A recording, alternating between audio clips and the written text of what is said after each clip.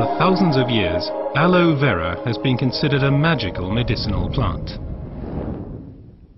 Even the Aztecs used it as a miracle drug to treat many diseases.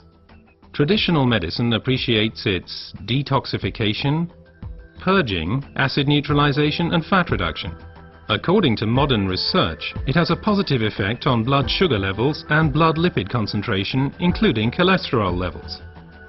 But aloe vera is not always aloe vera. Real aloe vera, the Aloe barbadensis, is a desert lily and is cultivated in arid regions, primarily in Central and South America. The effects of aloe vera are strongly dependent upon how it is processed, and the differences already begin with how it is harvested. In order to avoid damaging the plant, the leaves should ideally be cut by hand. As the outer skin of the leaf contains poisonous aloin, a substance that protects the plant from animals and has a laxative effect on humans, the skin must be carefully separated from the inner leaf gel. This leaf gel is the most valuable part of the aloe vera plant. The gel has been proven to contain over 150 vital substances, such as vitamins, enzymes, polysaccharides and trace elements. It's this unique combination of ingredients and the way in which they interact with each other that results in the healing effect. One of the most important plant substances is asimanan, which has a positive effect on the immune system and can also reduce inflammations and free radicals. The result, the oxygen supply improves. Let's take a closer look at this fact.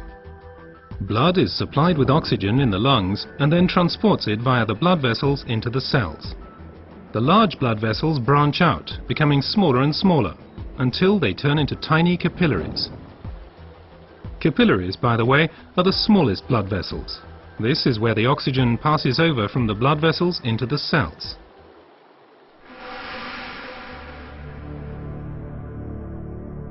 Poor eating habits, environmental pollution, stress and increased physical effort weaken our immune system. Free radicals have an easier time of things and can cause microinflammations throughout the body. These inflammations can damage blood vessels and result in a thickening of the fine capillary walls.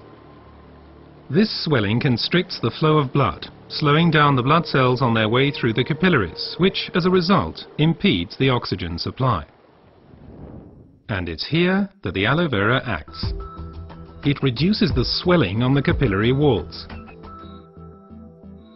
The blood cells can flow faster again, and the oxygen supply is improved. Furthermore, toxins and impurities are removed more quickly. The latest studies have revealed that other natural substances can improve the effects of aloe vera even further. These substances primarily include silicon, but they also include evening primrose and alkaline minerals. But first let's look at silicon a bit more closely. For our body, silicon is life essential and a structure-building element. We already know it as quartz sand, as it occurs in stones and cement. In the body, silicon is there to stabilize our human tissue. As a supportive element, it strengthens bones, hair, nails, connective tissues, and also the walls of our capillaries. As we grow older, the capillary walls have a tendency to lose their form and resilience. They can literally collapse, interrupting the blood flow. At the worst, this can lead to a stroke or a heart attack. Silicon strengthens and supports the capillary walls, thereby keeping the bloodstream open. As a result, the erythrocytes can now supply the cells with oxygen more efficiently. Silicon in its original form as quartz sand cannot be absorbed at all by the human body. Alternatives can, however, be found in nature. An ideal plant-based source is the stinging nettle. It is rich in natural silicon, which can be better absorbed by humans.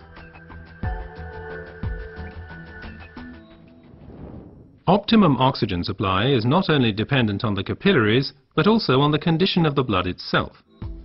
Only when blood is liquid enough can it pass through the narrow capillaries.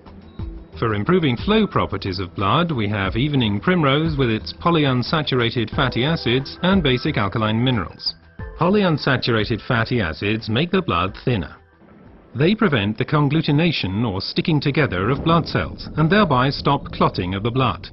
Alkaline minerals support the elasticity of the red blood cells, thus helping them to pass through the tiny capillaries more smoothly.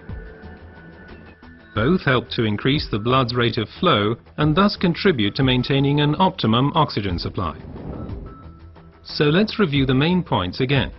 The supply of oxygen to our cells is a vital prerequisite for our overall health and also helps to safeguard us against serious illnesses.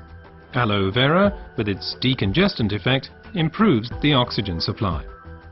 Silicon strengthens the vessel walls and keeps the bloodstream open. Reinforcement comes from evening primrose and basic alkaline minerals. What traditional medicine has known for a long time has now also been confirmed by modern research.